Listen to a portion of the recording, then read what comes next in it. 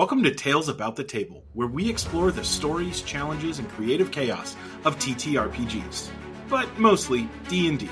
I'm Elijah. I'm Jack. And I'm Josiah. Together, we discuss the art of DMing, character building, and making unforgettable moments at the table. Each episode, we break down a different aspect of tabletop gaming, sharing our experiences, lessons learned, and maybe a few funny failures along the way.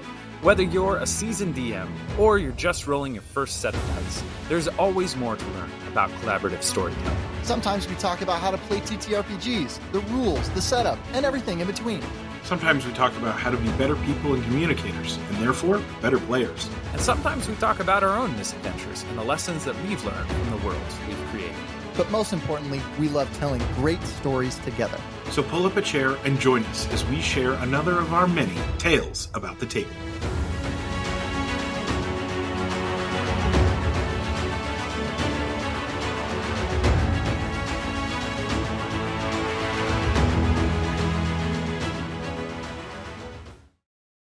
Welcome back to Tales About the Table. I'm Josiah, joined as always by Elijah and Jack. Today we are talking about optimization. This is a topic that a lot of people in the D&D community, in TTRPG communities at large, talk about. They talk about what are the pros, what are the cons? Is this a good thing? Is this a bad thing? There are pockets of communities that this is their favorite part of the game. This is what they focus on in everything. And there are pockets of people who refuse to acknowledge anything about this. If you optimize, you're ruining the game. It's not fun. You shouldn't do it, right? So we want to talk about it today. When it comes to our group and our tables, we tend to optimize a decent amount of it. And so we have some things to say about this, and we would love to bring you into the conversation and talk a little bit about optimization. So we're going to get us started by asking a couple questions. The first one that we want to talk through is what are the fun parts of optimization? Why is optimization something worth doing? Why is it something fun? For those naysayers out there who would say no, you should never optimize, what is something you would say to them? What are the fun parts? What do you guys have to say? I'll start off probably because I have a lot to say about this topic. Let's see, would have been almost 6 years ago, 5 or 6 years ago. I got to be a player for the first time in D&D. Second time actually, and I was like, man, the last time I played, like the guy I was playing with he played like a samurai turtle. And I was like, he just always did like so much more than me in combat. And I just felt like kind of weak. Like I had a great story and great character, but it's like, I want to be able to do cool stuff in combat.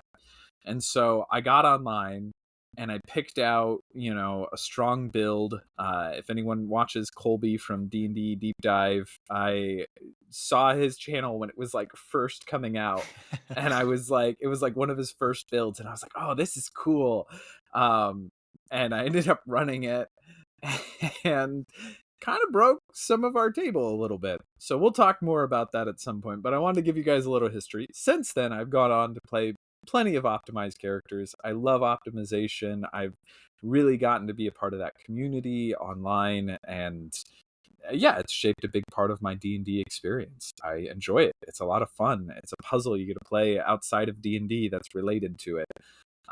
And it's also how you experience the game is through the mechanics of D&D. And so learning those is like a big part of, having that experience. So specifically here at the beginning, Josiah, you asked the question of like, what are the fun parts of optimization?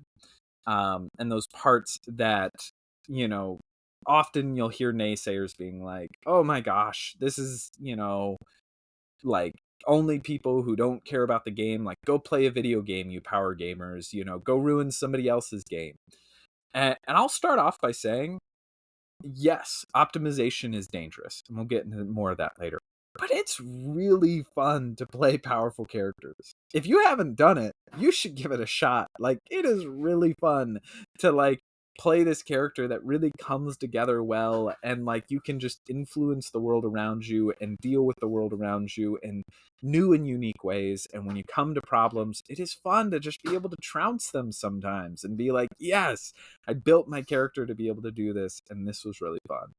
I have a lot more to say, but I don't want to just monologue. I will pass it on to others here, and maybe we can come back to some of that. Yeah.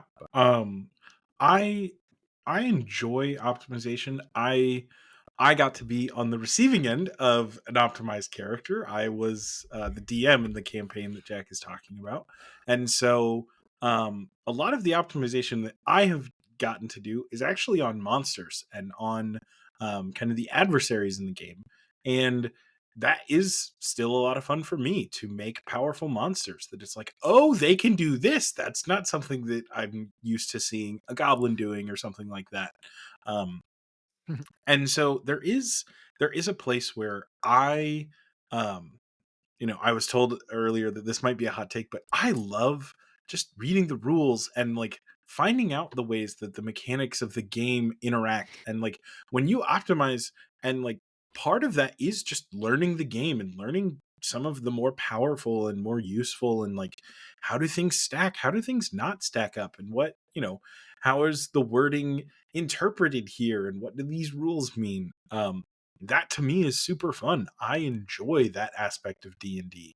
I, you know, call me a full grown nerd. Like I love doing some extra reading and really getting involved with that kind of stuff to just play a different type of D&D. I think that it's really cool to just have your world be intelligent, right? Like there is a place where, hey, if I could become a wizard, right, and study enough that, I could make anything happen, what would I do? Well, for starters, I would probably, at least to some extent, I would, optimize. I would say, hey, what things do I regularly do every day, right? And in a D&D world, it's combat, Yeah. right? I want to get super good at combat. I want to be awesome at this. I want to, you know, I think practically that can be fun as well. I want the knock spell just anytime that I need it. Just I can just open a door for the next 30 minutes. It's like that's fine, and then it also will like relock itself when I walk away. It's like the ultimate smart lock, just all magic. But like that to me is super fun. It adds a layer of, I think, of verisimilitude to your worlds by optimizing, because yeah, like we do this with all of our things, right? Like why do we drive cars? Because they're faster Yeah. than horses. And so like I think Right. optimization in your D&D worlds is reasonable. And so like Mhm. yeah, to all the naysayers out there, yes, it can be game breaking, and we'll again, like Jack said, we'll get into that.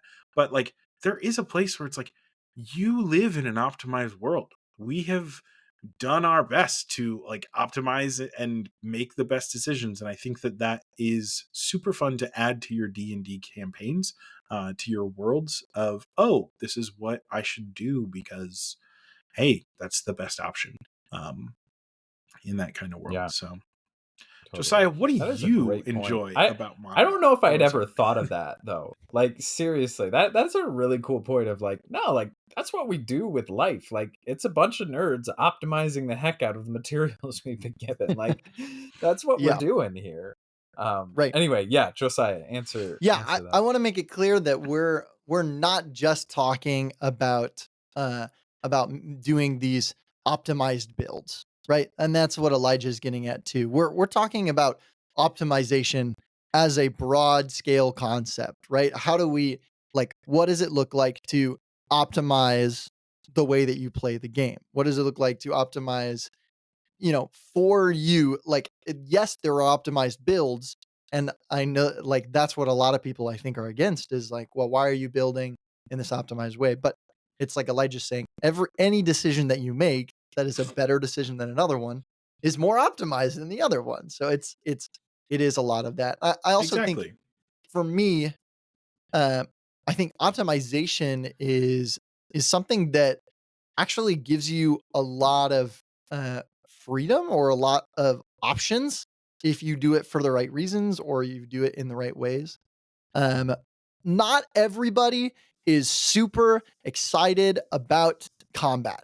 There are lots of people who play these types of games who are like, yeah, I'm really just in it for the story. I have this really cool character that I built.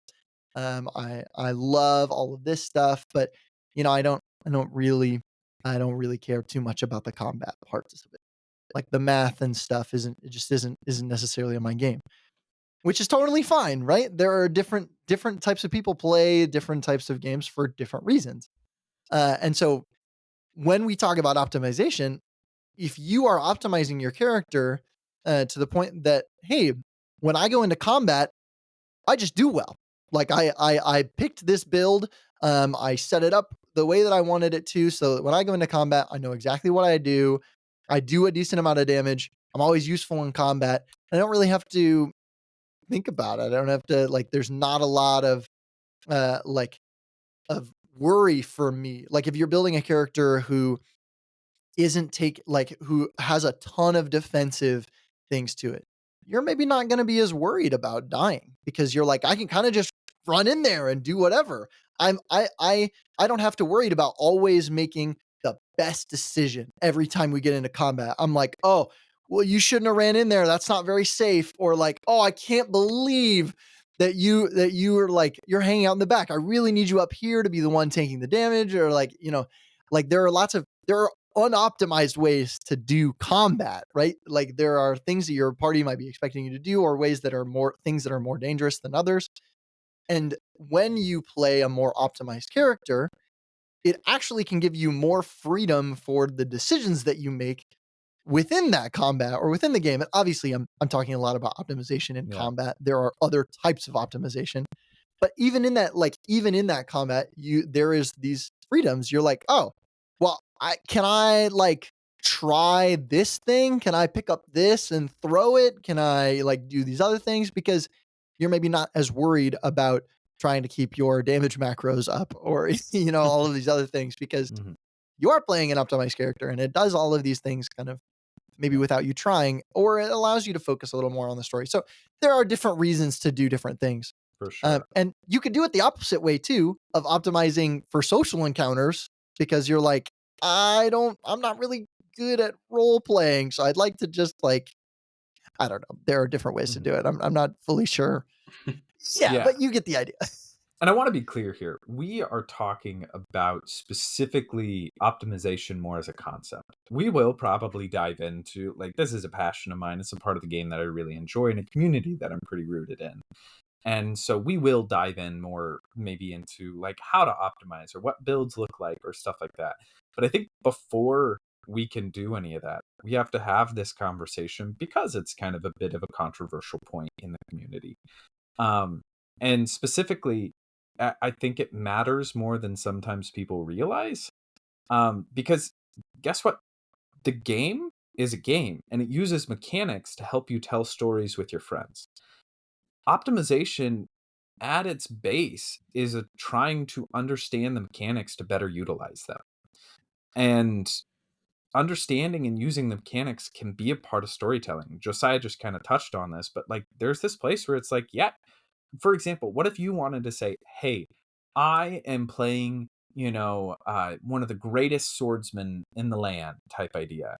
And you get into combat and you're not good compared to the other people you're even playing with.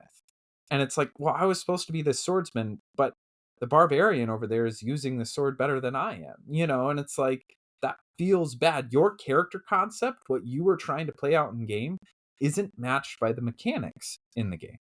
And that's where you feel a little bad. You say, oh man, I feel like my verisimilitude is broken. My understanding of this world is broken in that sense because it's not what I was expecting or trying to do.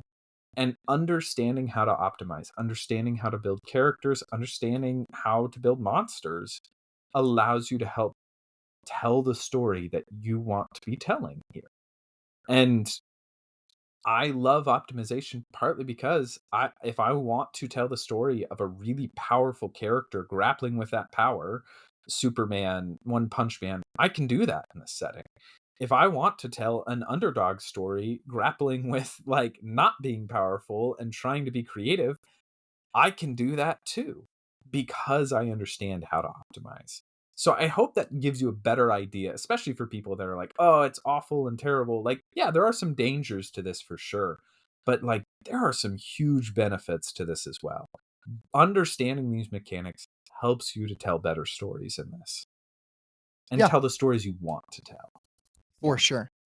And with that, like I think there is so much benefit to understanding the reason that you're doing whatever you're doing. If you're optimizing, do it for a reason, not just because somebody told you to, right? Like understand, what are you trying to do? Why are you trying to do it better? And understanding all of those aspects. Yeah.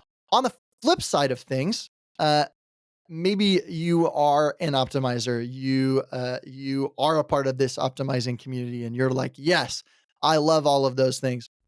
What are some things that you guys would say to the people who are in the optimizing community, or to people who have a positive perspective of optimization, but maybe don't realize what the harm of it could be, or some of the Mm. difficult aspects of optimizing are for DMs, for other players, or even just your table as a whole? What are some of the difficult parts of that, and what are maybe some of the things that you would caution or just at least bring into the conversation? What do you guys think?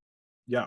I, I'm gonna jump in here because I think when and I'm gonna keep pulling from Jack's first optimized character, because we were all very new to D&D, relatively new to D&D at that time.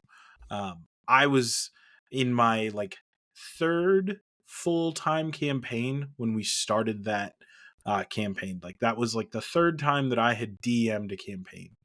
And previously, I had just been going and pulling a monster from the monster manual that applied to whatever, you know, CR my party could handle. And I was like, great. And I'll just throw this at this party, and, maybe a couple of goblins, maybe, they're scaled up. Maybe I'll, go to a different monster, do something a little bit stronger.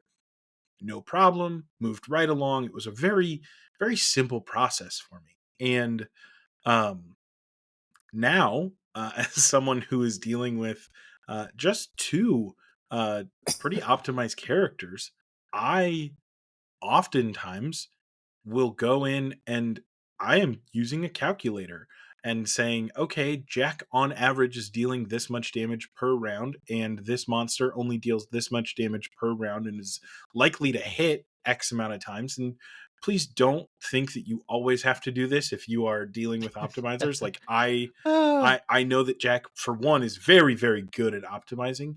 And two, like I enjoy that kind of stuff. So again, I'm a little bit weird in that regard, but like that's fine, right?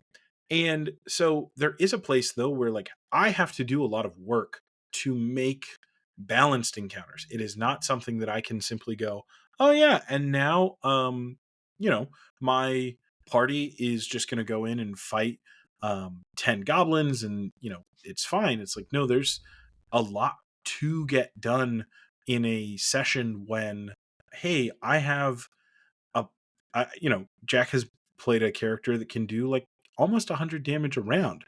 That's really hard to fight against. um more. and Yeah, yeah, yeah. I was gonna say yeah, significantly more exactly. damage around Yes, just but Yeah. like I I can. think I was hitting into the 250s by the end of the yeah, campaign per Yes, round. absolutely. that was And like, crazy. but I could count on 100 damage no problem, right? And so like Oh Right. yeah. there's a Yeah, and place that was where, early on in the campaign that yes. that started happening. And So, so yeah. there was a place where like, I looked at, because we ran the Curse of Strahd during the course of that campaign, and I looked at Strahd's stat blocks and I was like, he has extra attack. It's over. Like if Jack connects on 2 attacks against Strahd, he will kill him.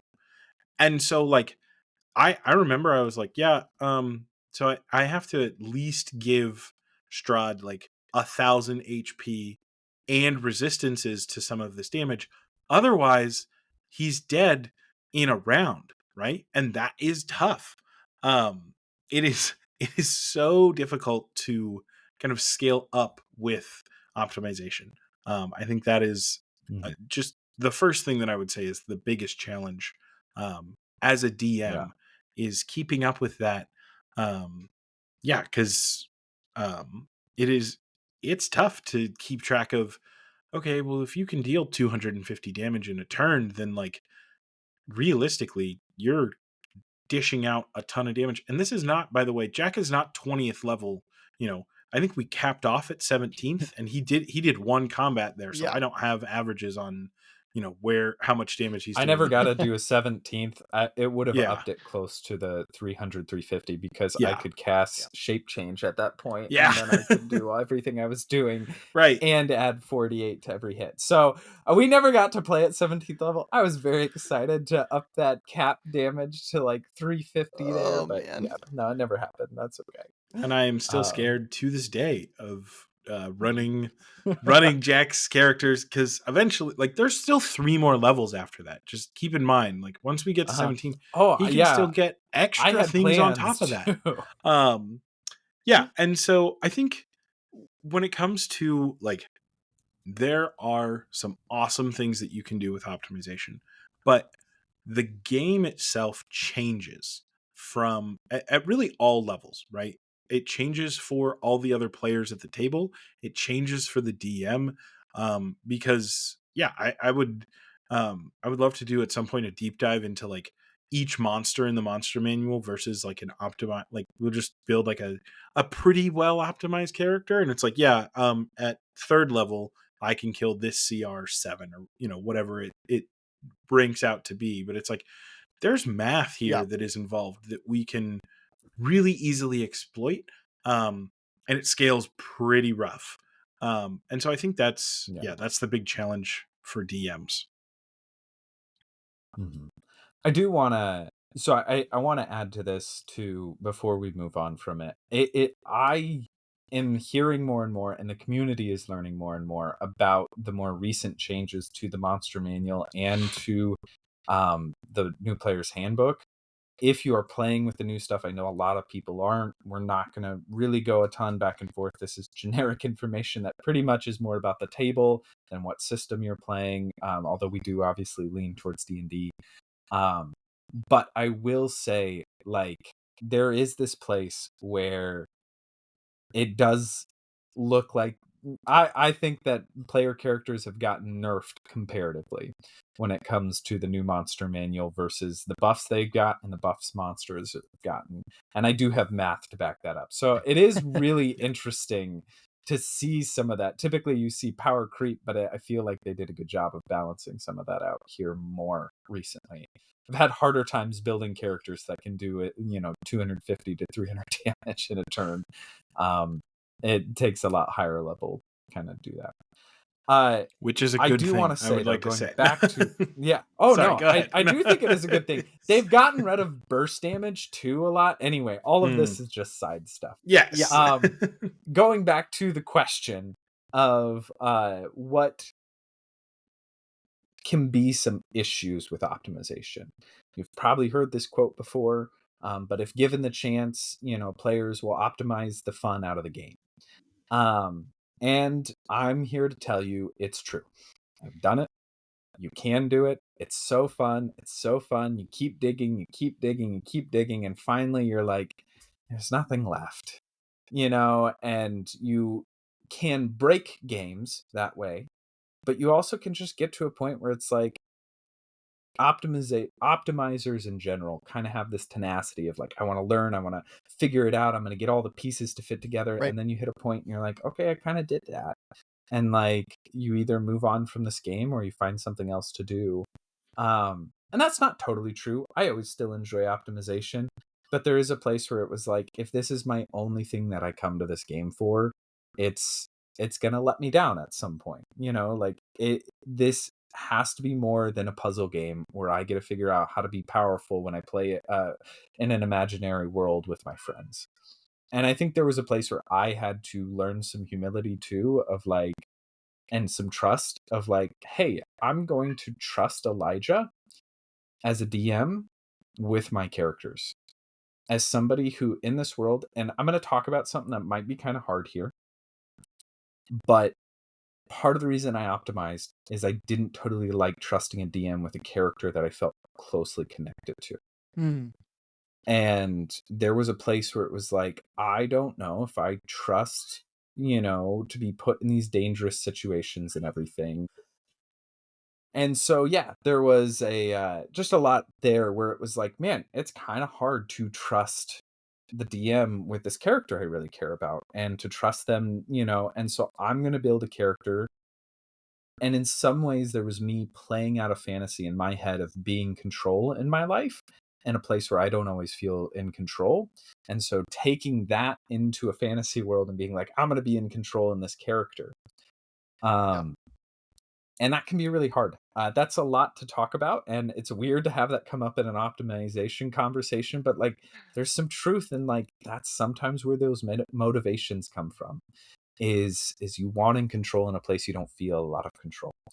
And there is this place where that's okay to feel some of that, but also growth is learning to trust others and learning to trust your DM that he wants to tell a good story with you, and learning to trust the dice that even if they go against you, it's okay.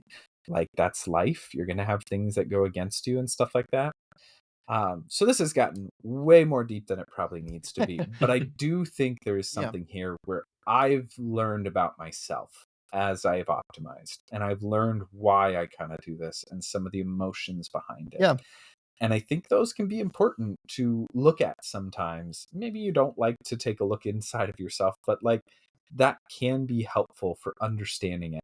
And that is one of the dangers. If you don't see that you are carrying other things into this game, that's where you get these horror stories. If you don't see that you are a person outside of D&D that has feelings and thoughts and emotions, and you carry those into this game to a certain extent, then you're going to be optimizing this character, and you have to be in control, and you cannot let go of any of that, and you're going to fight tooth and nail for the right ruling and the right stuff, and you can't be okay with failure, and you can't be okay with this other stuff, and you're going to be a hard player to play with, and you're going to be an unhealthy person more than likely.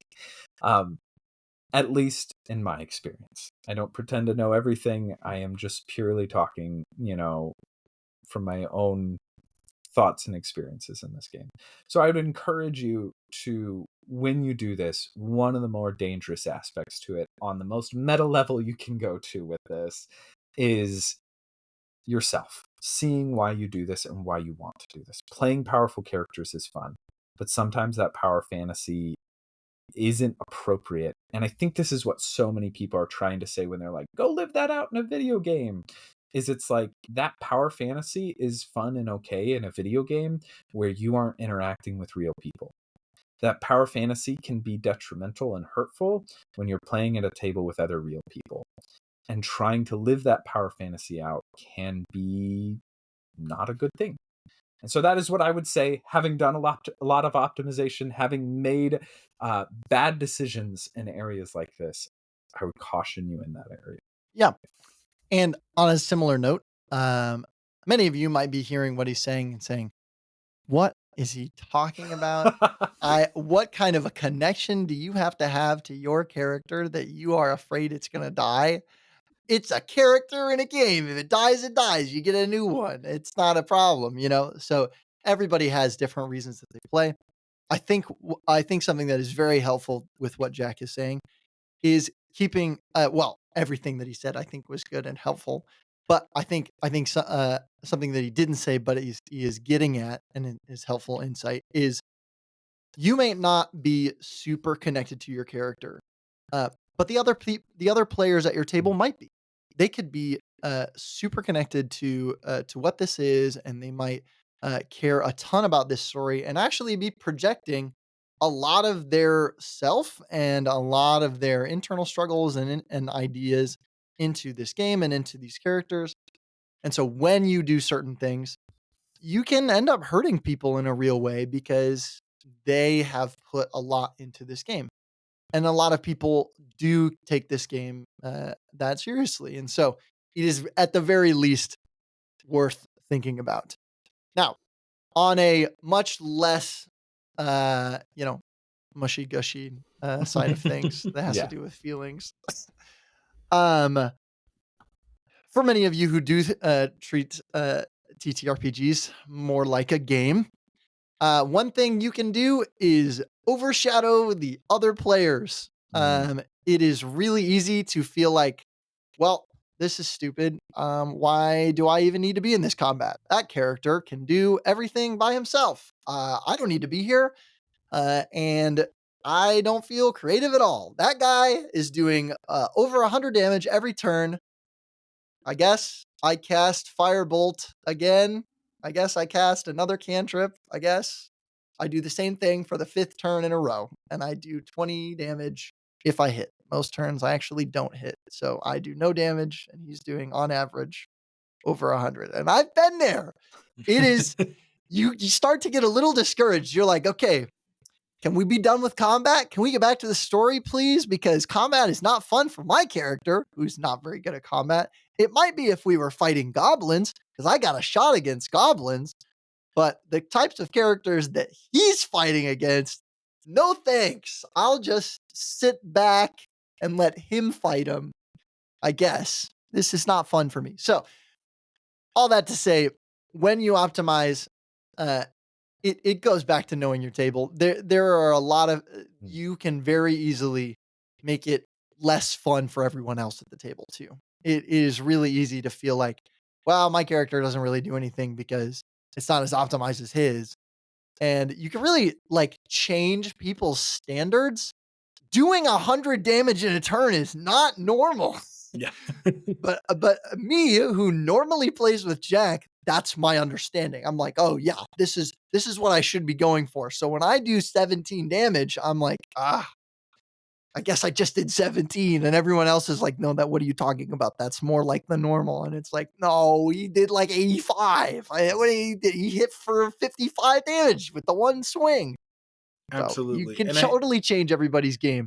Yeah, and I think one of the things that like is a natural response to that, and that I have like done myself, is that then I feel that I have to kind of tip the scales to my other players and kind of give them something to help keep pace with, it's like, hey, oh, well, I can like give them a magic item that might help them do something better, or like, give them something that they can do in combat that like they're really good at. And it again, this can kind of create just a really like tough table to play at, because you're putting pressure on the DM, who's then putting pressure on the players to act a certain way, because there is a place where if I give you a specific magic item that does one thing, like, hey, you should do that one thing now. And, going back to Jack's swordsman idea, it's like, I'm so glad that, you want to be the greatest swordsman and like win a bunch of these duels, but really like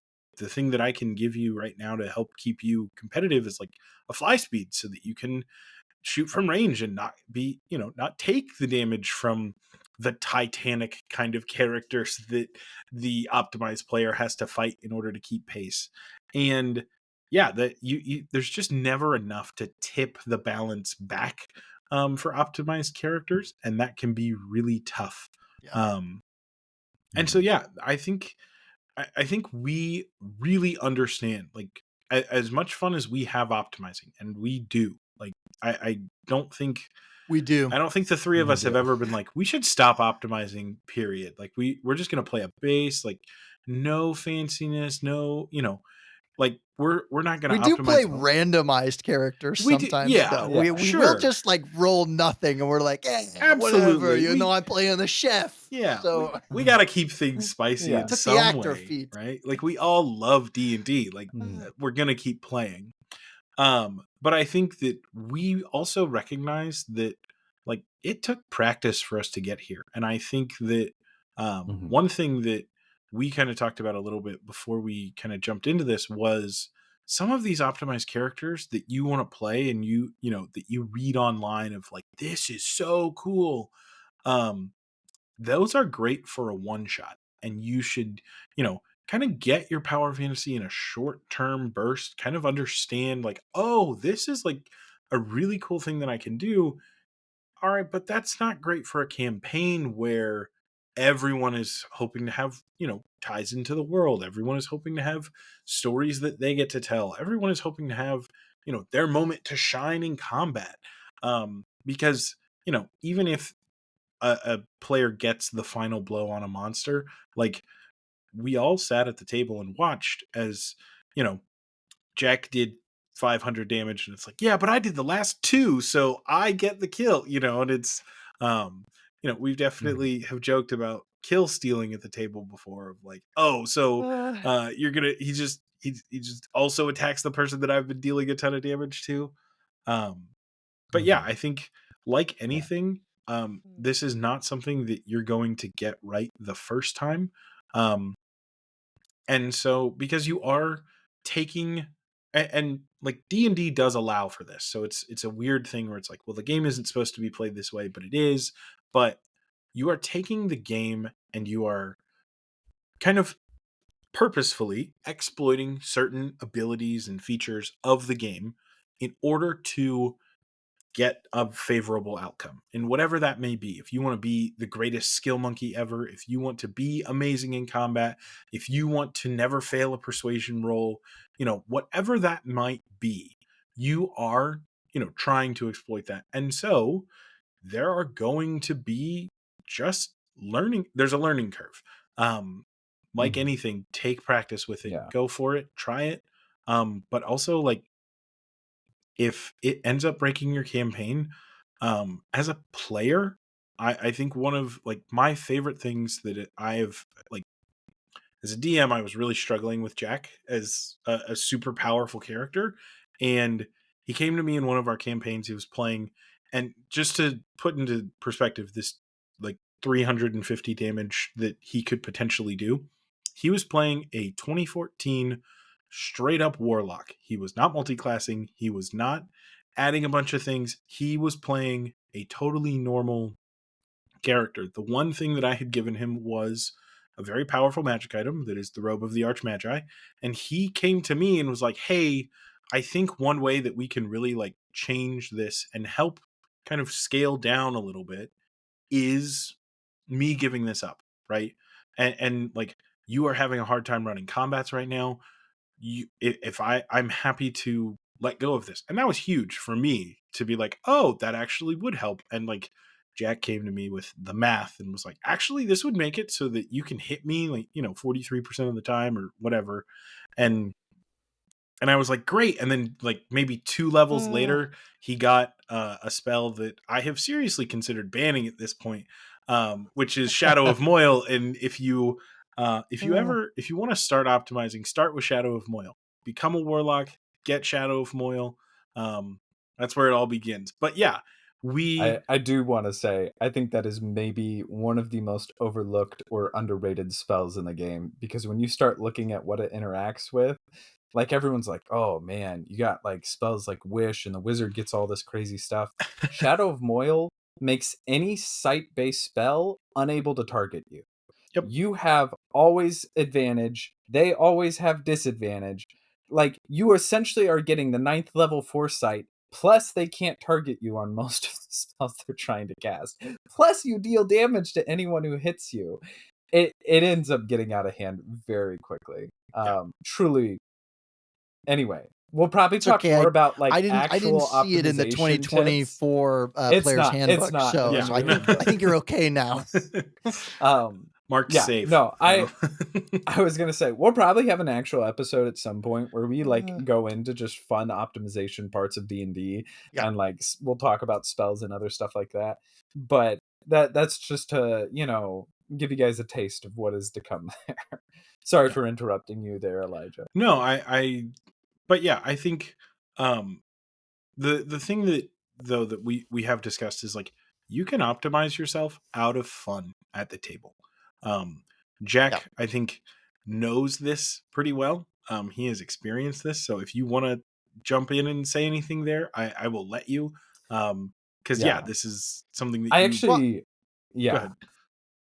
Well, it's not fun to have no challenges. Yeah. Like that's that's part that's of the game. definitely a place to start. One of the examples that always gets thrown around, it's like, whoa, One Punch Man, wins every time, and he has a fun story, and it's like, yeah, his story was struggling with the fact that he doesn't struggle.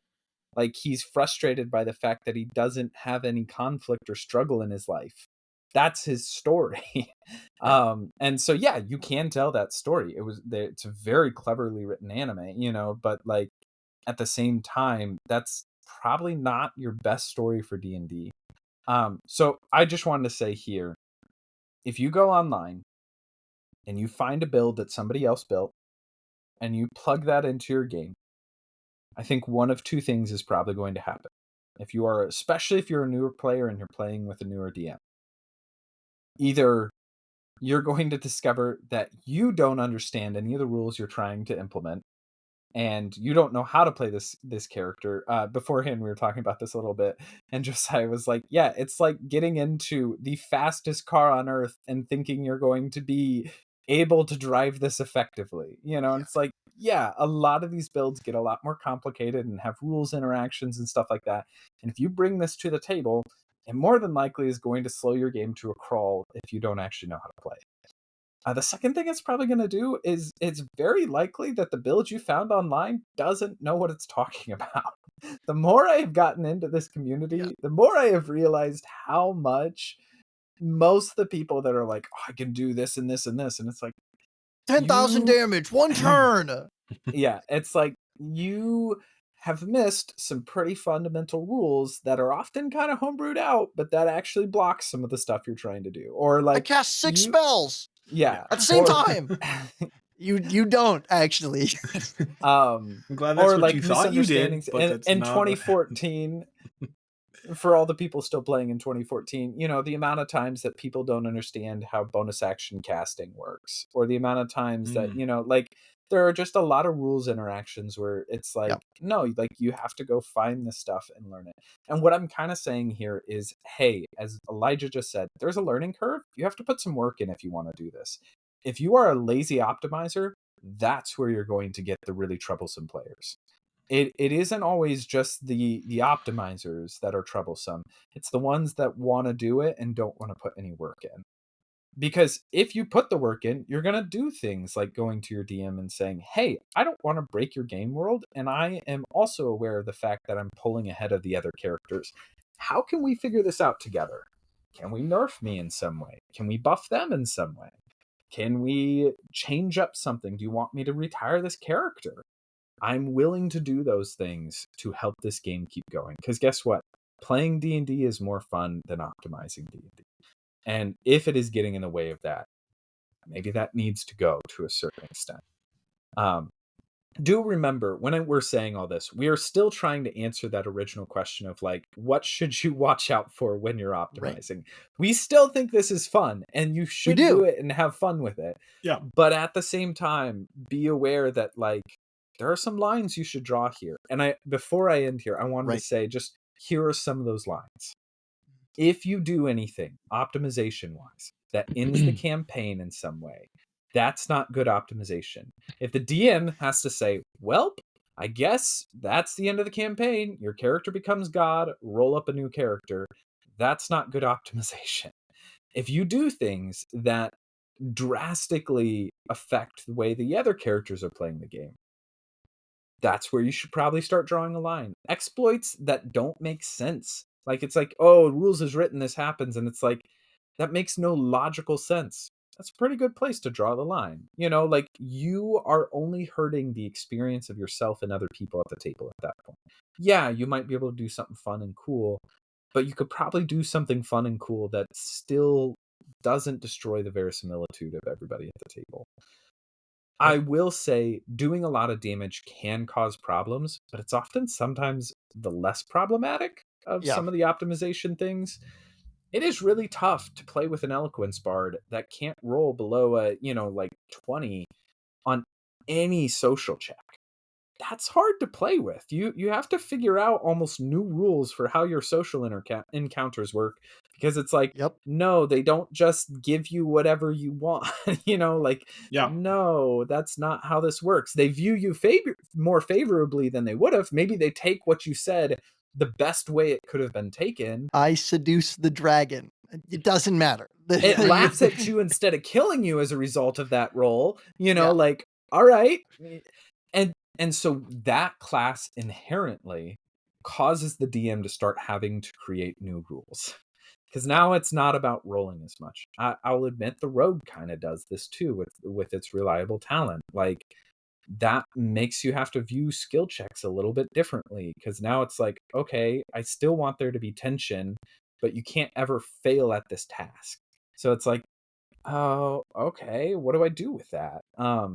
And so there's optimization like that can be almost more dangerous. And then there's the optimization that's like, what should only be theoretical optimization, like using Simulacrum? simulacrum over and over and over again. Yeah. Like, there's just this place where it's like, hey, you're going to break the game at some point using magic jar in ways that shouldn't be used, along with Nistel's magic aura. Like, you're going to break the game at some point. Like, there is just a place where it's like, hey, you have to draw for yourself personal lines where you can say, yeah, I could do this, but I know that I'll stop playing D&D if I do. I will ruin the fun of other people at the table, and I'll ruin the fun of myself. I'll optimize the fun out of the game for myself. And if it's something you really want to do, that's where you have a conversation with everyone at the table and you say, hey, what if we tried to work together to make this story concept or something along that line come to fruition? Are you guys okay with that? Are you open to that? Right.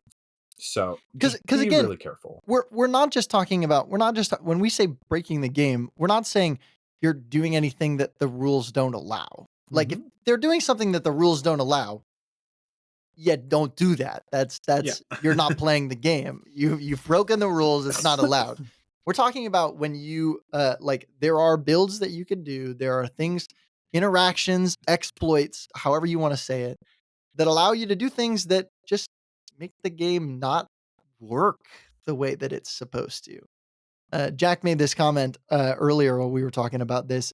If you're playing a video game and you found some exploit and it works, it's the way the game is intended to do, but you've gotten the game to the point where it lags your entire system and you can't, like, you can't even play it anymore. That's not fun. Like, you've created a game that doesn't play anymore. This is true for D&D as well. If you've taken an exploit and taken it to the point where your DM can't do anything about it, like, he only has so much processing power. Like, at a certain point, it just won't play anymore. And that is like, you have to be aware of where that line is. Uh, Elijah, you've had some experience with this. What do you do in the scenario where you have a player who's trying to do that? How are you responding in that scenario? Because obviously this is difficult, but I just want to take a second on this. Yeah. There's a lot of different ways, and I think that, it depends on what the situation is, right? If you are, Yeah. I think the easiest example, right, is breaking combat, and I'm gonna pull from a character that Jack has conceptualized and is now trying to do in the 2024 edition of the rules. But Haven't gotten there yet. Yeah, This is theoretical. this is we're all playing theoretical. We haven't done it yet. We have talked about it, and like, crunching the numbers, he could do this. But Jack built a character that it is a 20th level character, correct? Yeah, I got so far above his health and everything else, I probably could do it earlier levels. Okay. But this was 2014. Yeah. So hypothetically, in 2014, you can create a character that can kill the god Orcus in not a combat 1v1. not 1v1, not with a bunch of party, not like, oh, if we optimize 1v1 in one singular turn.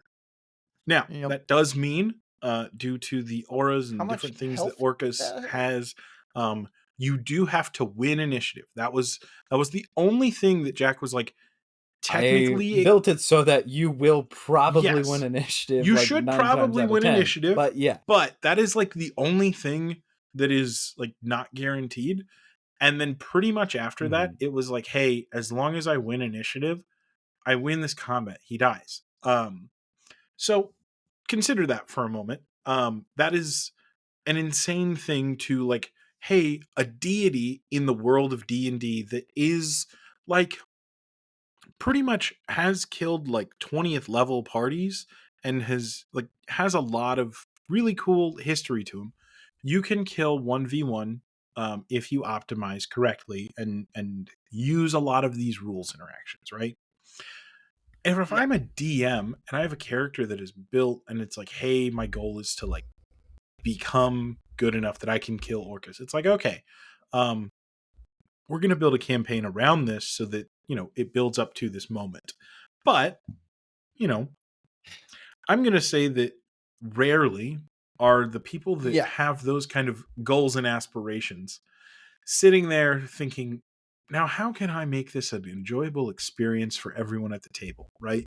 Like they want to Yeah. be the one to get every kill. They want to be, the coolest and the toughest and Mhm. the strongest. And so as a DM, there's a couple things that you kind of have to do. And the first is you have to have a conversation away from the table or away from the rest of the party.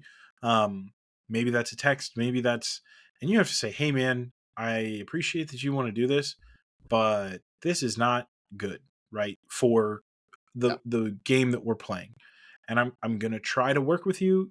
I see your vision for things, but we can't do this, right? And the first thing is like, as a DM, there is a place where, and again, it's this weird spot, right? Dungeons and Dragons is a collaborative storytelling game, but the Yep. DM is the arbiter of the story, right? They get to kind of hold this. So DMs, you unfortunately get the responsibility of going to the player and saying, "Hey, no." Um, and as much as a Yeah. DM, we are kind of trained to like, yeah, as long as the rules say that it's okay, you can do this. Like, there is a place where you are allowed to say no, right? Jack knows that at my tables, I do not allow simulacrum to simulacrum to simulacrum, right? He's not going to make Right. a million wizards that I have to now account for in a combat. He knows We're that. not gonna do the cheese grater. Exactly. And Yeah, I can I don't think say I'll ever no. run a cheese grater. Yes. And so um that is the first thing is like you go and tell your player no. Now, obviously, no player just wants to be like told, "No, you're not allowed to do this. How dare you?" But you say, "Hey, let's what do you want to do? How can we get you there in a way that everyone can have fun doing it?" Right? Because Dungeons and Dragons is a tabletop role-playing game. It is not a TTPR. It is TTRPG. I missed a letter, whatever. I You're don't. Spelling fine. is not I important. was trying to figure out what Role it, playing. It's a tabletop role. role It's player not a. role. roll. Yeah. No, you're That'll good. be there Sorry. forever. No, but like it is a role playing game, and so like the goal is to have fun. And if you have a player that is causing you as a DM to not have fun, if you have a player that is causing other players to not have fun, or if you as a DM are ruling things so that no one else is having fun, that's a problem, right? Yeah. And so arbiter of the rules does means that you get to say like, hey, you can't do this, but also like there is a place where you should still say yes. And I know that is like, well, that just seems like common sense and like common courtesy. It is. That's what we're asking you to have it every time you play D&D. It's like, hey, Yeah. you know, respect your players and work with them, collaborate. Um Right. it sounds very common sense. It sounds like, oh yeah, we can do this. This is easy. It's not. It is really hard because like Jack said earlier, you get attached to these characters and it's like, well, Mhm. if he can't, go and kill Orcus, that defeats the whole purpose of this character as a whole. And that means a lot to me and that hurts, right? And, as silly as that sounds, like that is totally Yeah. fair. Like that's a real thing to like dig into someone. And so Mm. you have to find a place where you can say, okay, well, you can still have that goal, but I just want you to know that like the way that you have been optimizing and the way that you have been playing this, I have now had to optimize Orcus so that he is still a deity in this world because you cannot ascend as a, as a mortal player. And so like you're just not going to be able to 1v1 him. You have to learn that Yep. like you need allies. Okay, great. Now you have a whole new motivation. You're going to go get an army of people to go march on Orcus. That's a whole campaign, Right. it is twisting. It is always like, I feel like as a DM, it's always like, okay, I see what you want to do. I can't, if I have to say no to this, I'm going to just tweak it a little bit so that you can still get what you want, but also everyone else can do what they want as well. Um, Mhm. Right. and Yeah. that is just how the game is played. I think that Yeah. that, yes, this applies for optimization, but this applies for just your regular running the game. Um, Yeah. it is so, so important to just say, hey, I know that you want to do this. The game doesn't really allow for this, or I can't allow for this at my table, right now or just ever. Um, how can I give you what you want, but not let you break the world? I think a lot of times Right. the DM gets to be Atlas, and it's like the whole of the world in your D&D campaign is on the DM shoulder, and they are keeping the sky away from crushing the earth, right? And you kind of you say, okay, these rules work so that the game has kind of some stability to it, and this, if everything gets out of hand, then the world breaks, and once the world breaks, like I as a DM am not supposed to break the world. The players end up breaking the world. Right. I have to fix it. And no player wants to experience like, you know, Jack knows the rules probably better than I do. I think that's a fair thing to say. And Jack does not want me to, in retaliation or response to him, I've found a way to use the rules to break the game. I'm like, cool, so I'm just gonna break the rules to unbreak the game. Like that would be pretty Right. ruinous after that. So that Yeah. is tough. Uh, right? And so as a DM, like you have to keep the game afloat and keep it from getting too out there um when you are um when you're dealing with, I'll say, a problem player um in D&D. Yeah. Great. Yeah. So all of those all of those difficulties and cautions like taken in and taken under consideration, how do you do this? How do you optimize in a respectful and fun way? Like what is it, what do you need to do? And I'm not talking about the specifics of like, okay, well, how do we optimize? We'll probably talk about that in another episode. We would love to keep talking about that. But I want to know what are just some things to keep in mind as you're like, okay, I want to start optimizing. How do I do this as a player? Maybe you're a DM and you're like, I've have some players who've always wanted to optimize, but I've never been okay with it. What do you say to your players? What do you need to communicate ahead of time? How do you need to say those Yeah. types of things? What does it look like to engage with optimizing in a respectful and fun way? Yeah. Um, I think we've given you all the pieces. I don't think we're going to add anything new here in these last couple Right. minutes, but I do think it's worthwhile to distill it. I think we've really talked about knowing how much space you take up at a table. Uh, Essentially, you have other players with you. We have talked about, and we will continue to talk about this idea of like hogging the spotlight of trying to be that player that sees everything. Optimization makes it more likely for you to feel like the main character. If you are optimized or more optimized than the rest of your table, you automatically have some of this main character syndrome. And so you have to really try hard to keep that from becoming how the table views you or stuff like that. And I think another thing you really need to know is the level of experience that the DM has and that your other players have. An inexperienced DM is somebody that really is gonna struggle with a strong character. Like that is gonna be really tough for them. And I did that to Elijah, if I'm being honest. We were both new players or new to everything, but like I did that to him to a certain extent, and that was like pretty hard. We learned by fire, and thankfully we had a strong friendship outside of the game, and we were able to talk about those things and figure that out. But that could have been a D&D horror story, if we're being honest. And so I think knowing the table and the experience you're at and the experience level other people are at, because now at this point, yeah, the games that Elijah runs for me and Josiah, I optimize pretty hard, and like I get to kind of be like, all right, like let's see how hard we can go. And part of that too is I'm playing at a smaller table.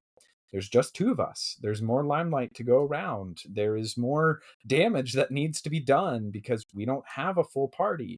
And so I get to go Yeah. a lot harder with optimization. When I still play with bigger tables, I will dial it back. I know how to dial it back. And I think that's the last point I'll make. Know what it means to dial it back. You need to have a mastery of the rules to enough, not perfectly, but enough to know what is taking it too far and know how to dial things back. And if you can kind of keep those things in mind, know how much space you're taking in up at the table, know how experienced the people you're playing with is, and have a mastery of the rules to the point that you can optimize, but also know how to dial it back. I don't think you'll really ever get too many complaints about your optimization at the table. And I think in a lot of ways, it'll enhance the story and everything that you're trying to tell. It will help you to play the character kind of exactly like you want to be playing it, kind of very close to the image you had in your head. And I think that's part of the beauty of optimization. It allows you to figure this stuff out. Yeah. I think the one thing that I would say is like there is when you're optimizing, I just want to remind you that one of the best parts of D&D is failing, right?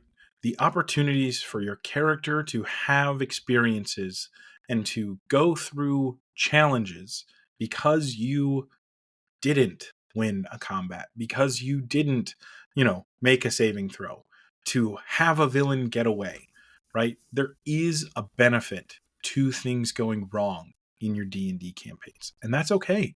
Um, it's not always perfect. It's not always, everything doesn't always work out, and there's nothing wrong with that. So, the one thing that I would say, if I'm adding anything on to the end of all the wisdom that Jack just dropped, is like just be okay with not being perfect, right?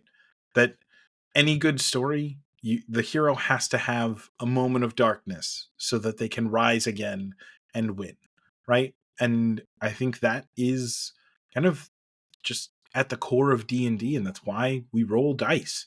And so just remember that like Yeah. it's okay if things go wrong. Yeah.